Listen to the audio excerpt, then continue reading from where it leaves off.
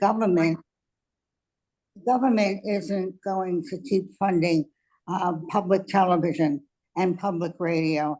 And so I thought I would just throw it out here today to ask people who care about those stations to donate some money to them, more than if you already have. Because if those stations go off the air, it will be terrible, absolutely terrible. And I know that this group could do it, could give some more money, even if you are already a sustainable member. So I just thought I would say that I can't do very much with the situation the way it is, but this is one thing I could do. And if it's political, I'm sorry.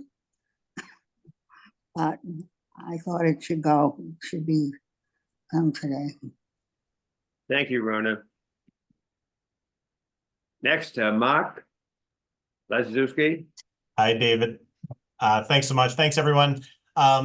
I wanted to take a couple minutes. I think, as everyone knows, with my transition into a new role as the Director of Community Life, I have been working to fill my previous role as a Member Services Manager. And so over the past few months or so, we've been interviewing several qualified internal candidates.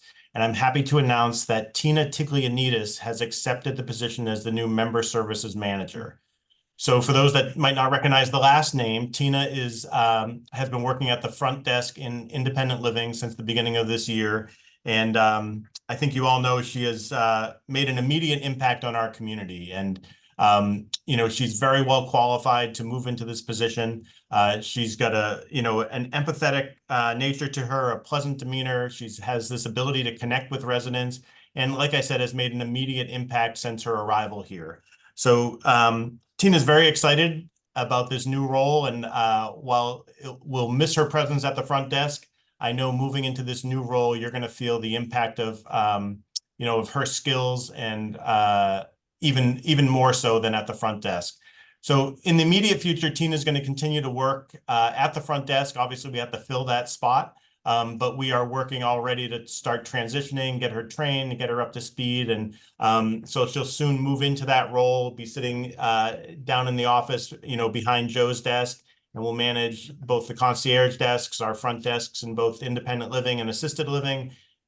Work very closely, similar to what I was doing with Nancy Sullivan, with move-ins and move-outs. And just kind of stepping into that role. And I think you'll, if you haven't gotten to know her very well, I think you'll get to know her even more and really enjoy working with her. So if you see her, please congratulate her in this new role. And hopefully over the coming weeks, we'll have her down in the new location with someone new at the front desk. So thanks, David. Thank you, Mark. Wonderful. Okay, Nancy Vager.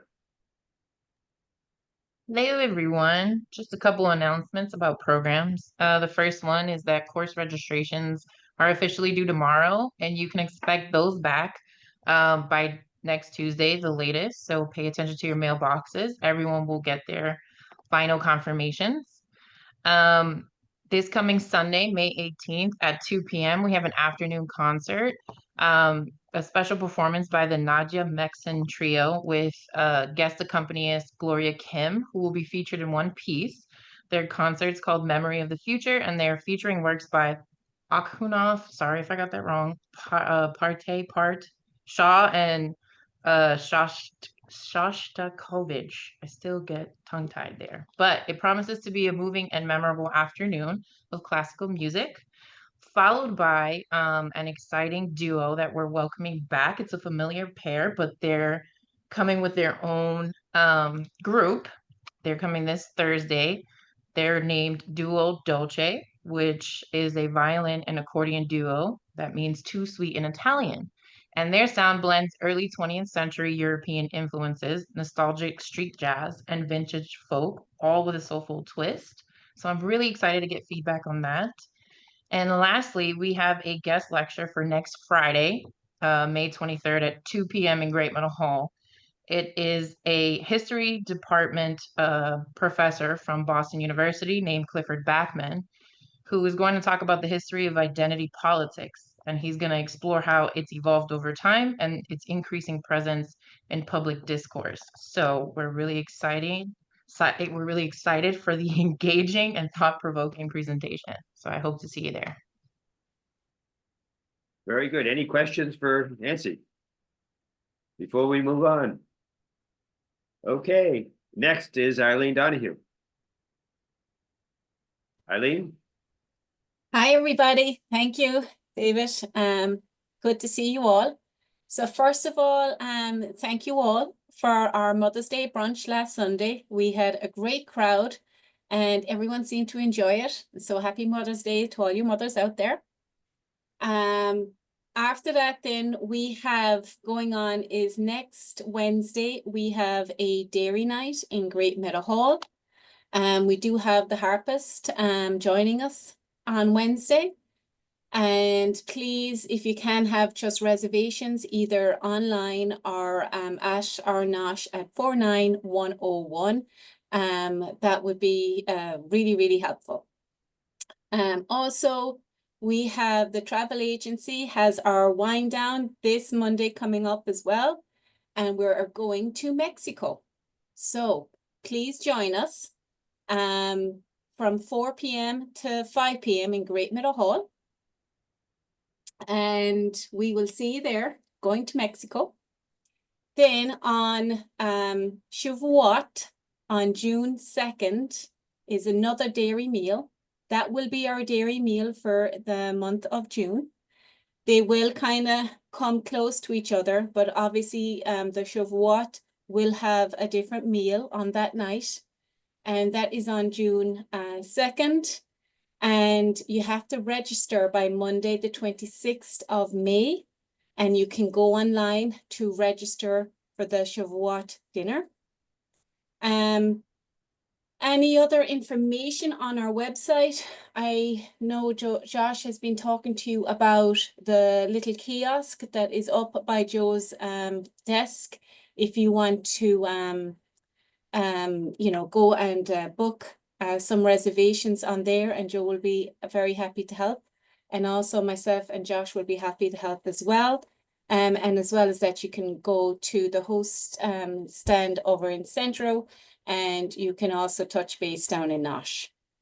After that, then, just to let you know what's coming up, once Memorial Day will come, we will be having some barbecues down in the Nosh. And we are planning some fun stuff coming up for the summer as well as that. So I think that is it. If anyone has any questions or concerns. I don't see any. Do you, Faye?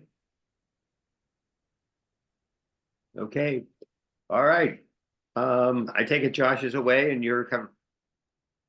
No, Josh is doing tastings in the restaurants. He felt that everybody was seeing him too much in the last couple of weeks, so he threw me on to speak. That's all. He's just downstairs in the restaurants. Very good, very good. Okay, are there any other comments or any other questions from anybody? If not, before we go to Matt, if not, Matt, you're on. All right, thanks, David. See if I can slow this down a little bit for everyone, because we're moving at a record pace here. So for starters, no COVID cases, good news. We're continuing in the right direction there. And along the same lines, I would like to acknowledge that over 200 residents yesterday received their COVID vaccines in the COVID vaccination clinic. Now, that's fantastic, but I also want to take a moment to acknowledge the folks that made this happen. So to Christina Rice, Nancy Sullivan, Nancy Vega, housekeeping team, Lori Feldman for helping out, security, and of course, Mark. It takes a lot of coordination and a lot of planning. And of course, Joe Zagalis. It takes a lot to make this go as seamlessly as it does. So thank you to that team. It means a great deal. And over 200 residents are now protected for COVID-19, which is fantastic. So that was another great success. Similarly, Mother's Day brunch, Chef Eileen didn't go into much detail, but they had over 200 reservations, which is an incredible amount of people to have moving through the restaurant in that given time. And from everything I heard, it was incredible. And the amount of preparation that went into it was fantastic. I always say to this group that if you plan to fail, if you fail to plan, you plan to fail. And that can never be more true. And Eileen is a phenomenal planner. For those of you, as you get to know her more and more, you realize that she does an outstanding job planning, and that was an incredibly successful day. So thank you all, and I hope for the mothers out there, you all enjoyed it, and that it was worthwhile. Similarly, while I'm throwing kudos out there, I'd like to thank the engineering team for their incredible work on the geothermal repair. We are now functional. Thank goodness, hallelujah. That was a massive, massive project. And not only was it a large project, but it wasn't really a friendly work environment. I can't picture any other place. I'd rather be anywhere else other than a concrete box underground. So thank you to those guys for their absolutely incredible work. I'm going to pause for just a second, David, for questions as I continue to cover more items. I see you covered the lines. The lines will look great. on the Okay, buildings. that's right. That's what's happening next. So line striping is done. They did that during the overnight. There were some questions about the reflectivity of the paint. That paint has glass beads in there. So as you drive at nighttime, it will reflect the way it is supposed to. It's a little bit different than highway paint in that regard, but it does have glass beading in there, and that is incredibly intentional. At the same time, you wouldn't know it, but the company's been here working on turning on the irrigation system. It just hasn't been needed necessarily to this point, particularly this morning with all the rain that we got. But we anticipate by next week, the entire system will be on. It's a little bit of a project because if you think about all the sprinkler heads around the campus, some of them get broken, some of the lines get kinked throughout the winter. So it takes them a bit of time to go through the entire campus and get everything functioning the way we want it. So I'm hoping by the end of the next week, that'll be absolutely complete, which would be great. Okay, now for some electric vehicle charger news. So it turns out we got approved for funding from the state to cover about 85% of the cost of installing the chargers on the campus. And again, these were going to be above ground in the parking lots. Again, not in the garages, but on the parking lots around the campus. And the Commonwealth has froze the funding for that project at this point. So we are what you would say is back to the well. We're told that it's going to be revisited in the summertime, either with the Commonwealth or alternative funding methodology. And the company we're working with, New Wave, who's doing this work for us, has promised by midsummer that they'll get back to us with an update. But here's the thing. I really want us to be patient because I would much rather spend the Commonwealth's money than our money on this. We have needs here on this campus that take a higher priority than the EV charging. We will get there. It's just going to take a little bit of time. So that was a little bit of a curveball. But with all that's going on right now, not entirely unexpected. And then some other big news, which is that we are about to start phase 1 of the landscape master plan, which is the plantings outside of the community center. Now, that work will begin as soon as we have all the materials and plantings in. They've been ordered, and once they're in, we will start that project right away. And so those are my updates, and I'd love to open it up for questions.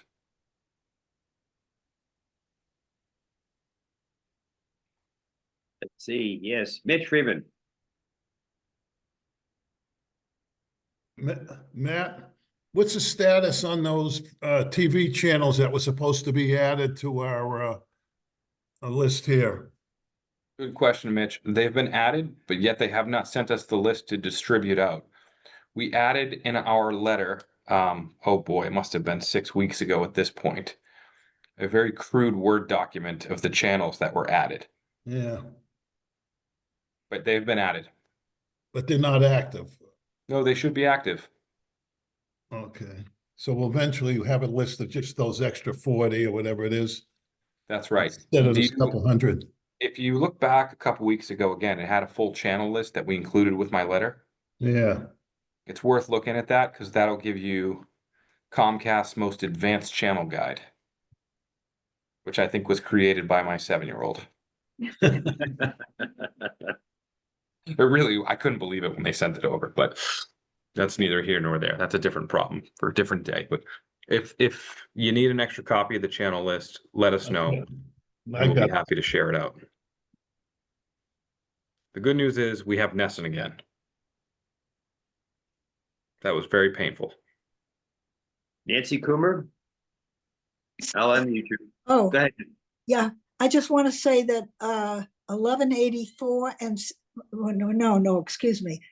1118 and 1684, the Israeli channels are available and working.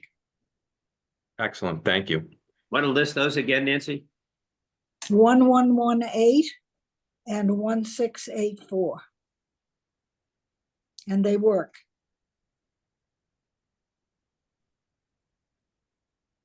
Okay.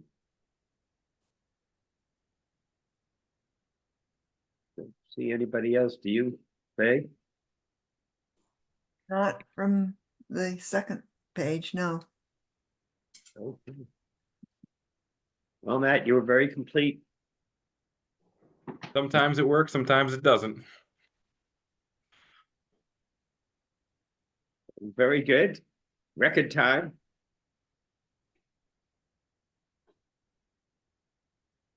$17. That is a short one. Yeah, it is short. Well, I want to thank the community for all the support and all the help. We've had an awful lot going on lately. And everybody's been incredibly patient and understanding. And from our standpoint here, as the management team, it means a lot. So thank you. Mark, that was a great appointment with Tina. Very much appreciated. Thanks. Yeah, we're excited. I'm very excited about it. Very good. Well, that's all from here, and we'll see you again next week, 3:30 with Jerry's chat. Thank you, David. Great job. Yes. Bye-bye, everyone. Bye, everyone.